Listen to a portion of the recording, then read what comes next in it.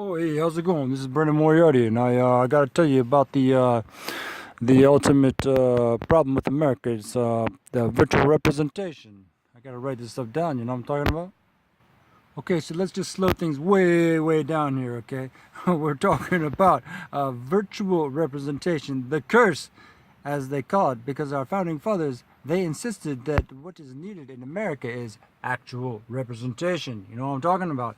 This is like a human that prevents wars, a messenger, not a purely a machine or a technological doomsday machine, if you will, but rather a person who can understand, who can explain things, who can find things that are not being mentioned, because the machines they have this self-interest in taking over absolutely without any familiar responsibility. So this is the idea of normally practicing responsibility. I'll repeat that one more time just in case if you cannot spell that. It's normally practicing responsibility. Okay, so I want you to understand that that's what we have in actual representation, and that's the idea of choosing someone who has been had them the most frontier experience, the most fundamental, accessible experience. I don't mean some remote armpit,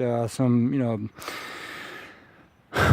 secure trade route, but I'm talking about the active frontier where it is actually like on the map. You can see it there, and the ships can pull up there, and just beyond there is some other nation, some other complete nation, territories, and etc.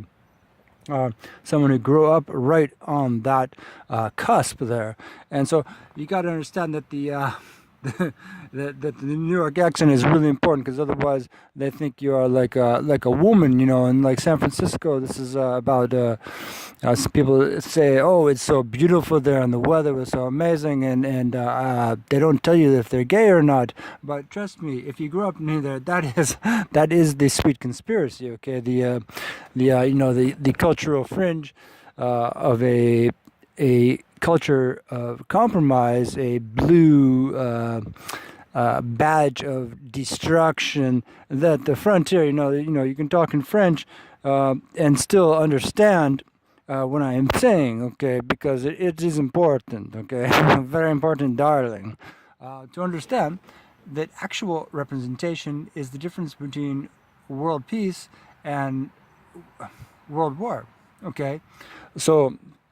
Uh, this is fundamental. This is the fundamental reality of the new world and technology itself, of communications technology, of modern transoceanic and ultimately global communications. It was in the past, so what we see with George Washington, GPS was invented when he was a child, so he experienced it full on, and he was where the ships were coming. They were coming in for some tobacco, trying to sell slaves, and the tobacco salesman, oh, who knows, sugar, purchase, whatever they're growing out there, I'm not really even sure. But what we have to understand is that there can be peace or there can be something else, and peace is and prosperity is very important, and you have to have actual representation. Otherwise, again, it's the singularity of the doomsday machine, where you believe in your technology, but you do not believe in the actual people who grew up there, who experienced it completely, who have no loopholes, cop out to say, oh, of course I experienced it. Just don't ask that question, please, because I'll have to lie to you. And so, if you have to have someone who can tell a lie because it's politically correct, then we're already up crap creek. This is why the United States exists, because there was no passage, there was no tidal flow to clear all that crap out. There was simply a complete continental barrier between the oceans, and this was not good for civilization. Okay, so you develop the American civilization at the expense of the other ones that are trying to care but are not actually caring. They are virtually caring only, and you must understand. This is why when I talk about virtual technology, I of course mean I'm putting this video on Facebook and YouTube, of course, but you have to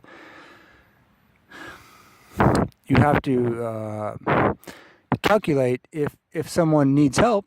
Does that mean that you put them further into the war? You know, like America, if you go a little further, it's the front lines. Okay, so the culture war goes on in this Twilight saga, which will gag a teenage girl, trust me, or even a 20-something, you know, gag any beautiful woman if she's paying attention at all. And I want you to pay attention because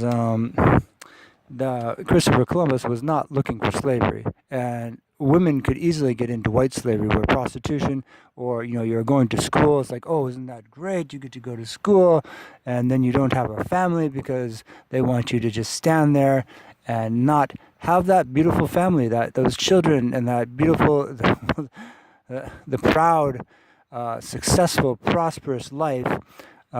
That is based on values. Okay, so again, when we're talking prosperity, the ultimate value is humanity, the civilized, the intelligence, the location of that intelligence. If you have a highly intelligent person in the wrong place, it could be toxic. And you could say, oh, well, we tried to help them.